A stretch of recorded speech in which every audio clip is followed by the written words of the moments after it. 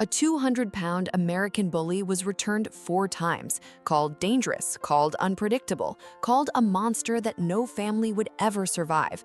Then one man walked into that shelter and refused to listen to a single word they said. 9 days later, at exactly 3 a.m., that dog cornered an intruder in the hallway and didn't move for 17 minutes straight. This is the story of Thor, and nobody saw it coming. The shelter worker didn't sugarcoat it. She looked Marcus dead in the eyes and said it plainly. This dog has been returned 4 times. 4 families, 4 failures. I'm telling you this not to scare you, but because you need to know what you're walking into. Marcus didn't flinch. He stood at the kennel door and looked at Thor. 200 pounds of chocolate muscle, a chest wider than most men's shoulders, and those eyes, amber, unblinking, heavy with something that went far beyond animal instinct. Thor didn't bark, didn't pace, didn't perform. He just sat there, completely still, like a boulder carved out of pure intention, and stared back at Marcus the way a judge stares at a verdict he's already written. The shelter worker kept talking. The first family said he was too intense. The second said they scared their guests. The third lasted 6 days, and said they couldn't sleep with him in the house. The fourth family didn't even give us a reason. They just brought him back on a Sunday morning and left without saying a word. Marcus was quiet for a long moment. How long has he been here? 312 days. Marcus put his hand on the kennel door. Thor didn't move, didn't growl. He just dropped his massive head slightly. One slow, deliberate movement, like he was done waiting for someone to finally understand. "I'll take him," Marcus said. The shelter worker exhaled. "Sir, I heard everything you said." Marcus turned back to Thor one more time. "I'll take him." Thor hadn't always been a problem. His original owner had raised him from 8 weeks old, a working property outside Dallas, wide open land, a perimeter to patrol, a reason to be exactly the 200-pound force of nature he was born to be. For the first 2 years of his life, Thor had a job, a purpose, a reason to wake up every single morning and be himself without apology. Then the owner lost the property, an apartment, a 3rd-floor unit with no yard, no perimeter, no reason for a 200-pound bully who existed to guard. The first family who adopted him lasted 9 days before they said he was too much. The second lasted 3 weeks, the third less than a week. By the time Thor arrived at the shelter for the 4th and final time, something behind those amber eyes had gone very, very quiet. He still did his rounds every morning, still positioned himself by every door, still watched every unfamiliar sound with that locked, statue-still focus that made most people take a step back without knowing why. Some habits don't break, they just wait for the right person to recognize them. Stories like Thor's don't get told enough, and that's exactly why we're here. Marcus owned a house on the edge of town, not a farm, not a mansion, just a solid 2-story with a long driveway, a backyard that backed up against nothing, and the kind of quiet at night that made every sound feel like it meant something. He'd been living alone for 2 years. He hadn't been looking for a guard dog. He hadn't been looking for anything, really. But something about the way Thor sat in that kennel, completely still, completely certain, reached through Marcus's chest and grabbed something he didn't have a name for. The first week was an education. Day 1, Thor mapped every exit in the house within 90 minutes, not frantically, methodically, room by room, door by door, window by window, like an architect reviewing blueprints he already had memorized. Day 2, he chose his sleeping spot, directly in front of the front door, not the dog bed Marcus had bought, not the couch, the front door, like he already knew what his assignment was, and he didn't need anyone to hand it to him. Day 3, Marcus noticed something that made him pause.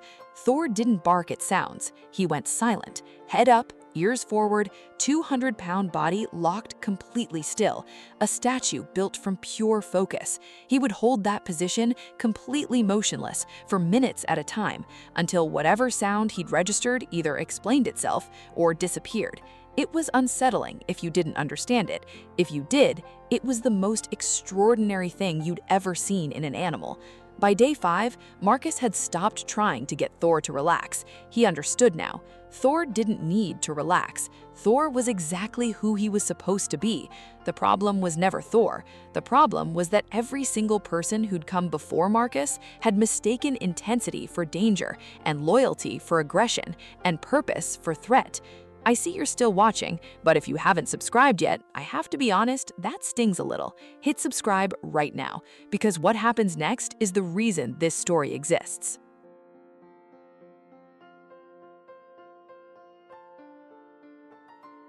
It was a Thursday night, 9 days into their time together.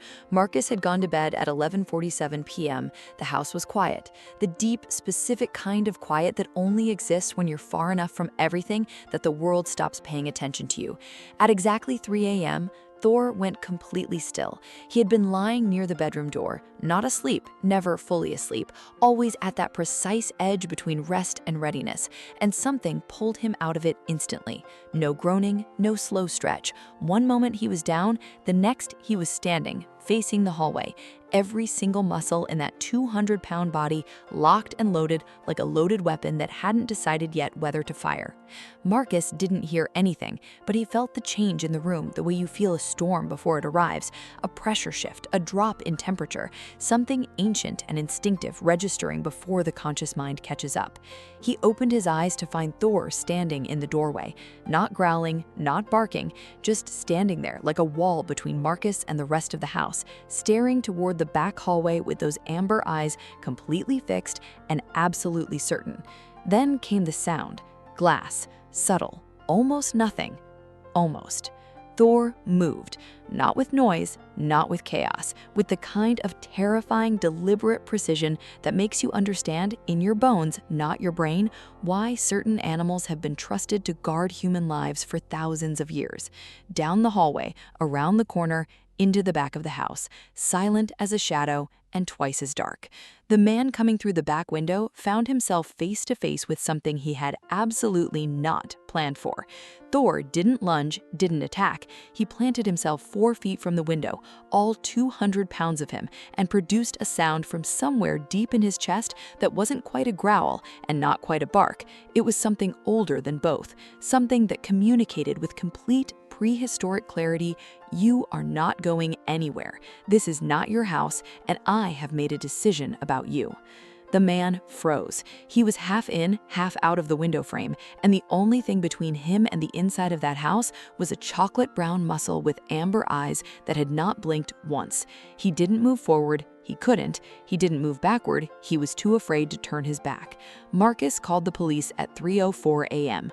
Officers arrived at 3:21 a.m.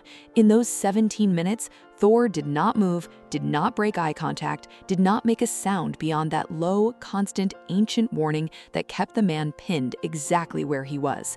When the officers arrived and took the man into custody, one of them stood in the hallway afterward and looked at Thor, still positioned, still watching, still on duty, and then looked at Marcus. "That's not a dog," he said quietly. "That's a decision."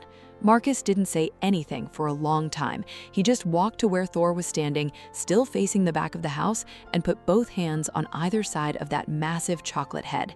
Thor turned slowly and looked at him, those amber eyes, that unblinking certainty, that 200-pound body that had been returned 4 times, labeled dangerous 4 times, given up on 4 times. And Marcus said the only thing there was to say: "I see you." Thor leaned into his hands, the full weight of him, all 200 pounds, shifting slowly forward, the way a dog leans when he has finally, after a very long time, arrived somewhere he was always supposed to be. 312 days behind shelter walls, 4 families who walked away, a reputation built entirely on the fears of people who never once tried to understand what they were looking at. And on the other side of all of it, 1 man, 1 night, 1 decision that changed everything. Thor wasn't broken. He was never broken. He was just waiting for someone who spoke the same language. Some stories are too important to keep to yourself. If this one made you feel something, you already know what to do. Being a guardian doesn't require noise. Thor protected Marcus every single night with his presence, his stillness, his absolute refusal to let the world come close without permission. He just saved the rest for when it mattered most.